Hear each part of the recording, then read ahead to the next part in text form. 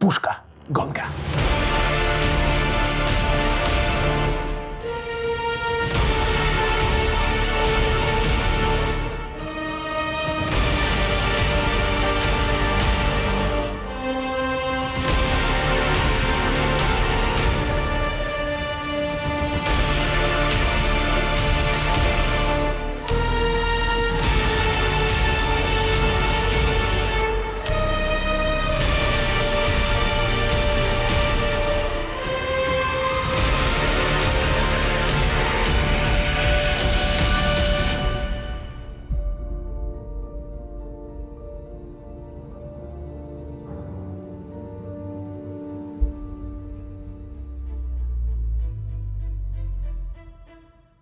Самое первое впечатление от этой пары кроссовок у меня было следующее. Как вообще в них бегать? Я встал, был как на ходулях, меня шатало во все стороны, но как только я взял темп 4.30 быстрее, боженьки, какие ощущения.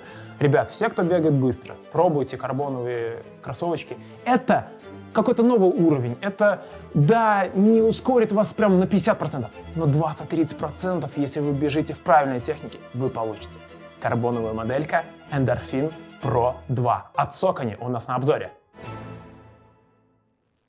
Давайте прогоним через фильтр 50 километров, которые я в них пробежал, и дадим сразу же основные плюсы. И первым я назову вес. 246 граммов – это не рекорд, но они ощущаются еще легче за счет огромной отзывчивости.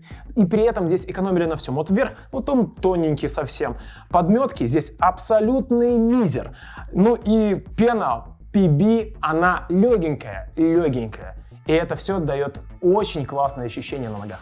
Ну и раз я уже говорю про пену, это сочетание действительно высоких технологий. Здесь стоит пена PowerRun PB, самая легкая, что есть у Saucony, пластина из углеродного волокна и технология переката Speedroll. Все вместе в скупе это дает процентов 10-20 ускорения 100%.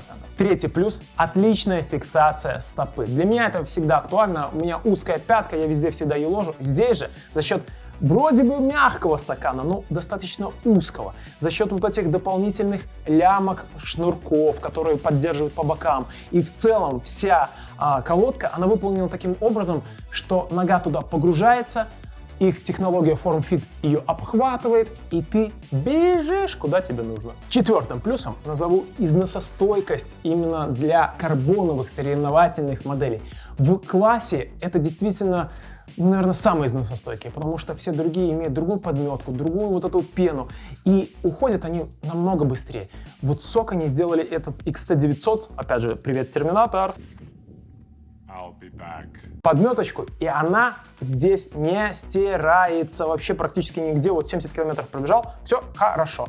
Пена утоплена, тоже хорошо, не стирается. Пятый плюс – это уборочка шнурочечков вот под эту лямочку. Она туда уходит, все удобненько, ты засунул, бегаешь, не болтается, не развязывается.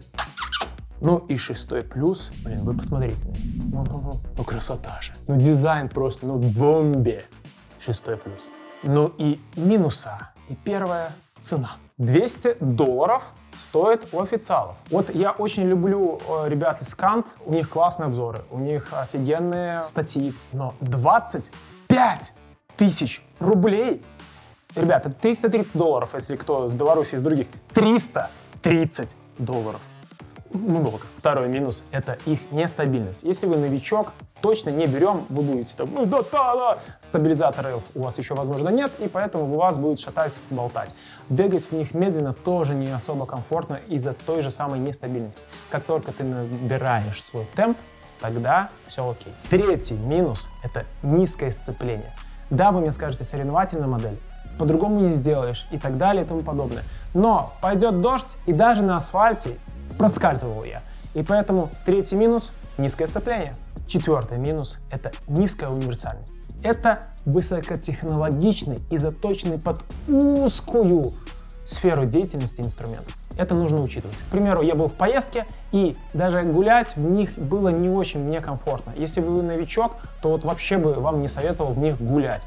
Вот выбирая, я бы взял Clifton H на следующий старт, нежели эти, потому что в них можно было и пробежать, и потом еще погулять. Это, конечно же, если не бежать на свой best. Пятым минусом я назову высокую потерю внешнего вида. естественно, что все это белое. При первой же грязючке, пылючке оно становится серым. Но в оправдании этого минуса, это с натяжечкой минус, даже вот немножко запачкавшись, они каким-то таким образом сделаны, что серые с черным, они тоже классные. Шестым минусом с натяжкой. Да, большой натяжкой, но назову. Открыл коробочку и... Он сейчас не пахнет, но тогда просто что это? Оказывается, эта пена, она излучает какой-то такой пластичный китайский запах. И если ты берешь флагман, открываешь, на тебя должно снизойти такое солнышко, а тут снисходит такой запах, ну, минус шестой.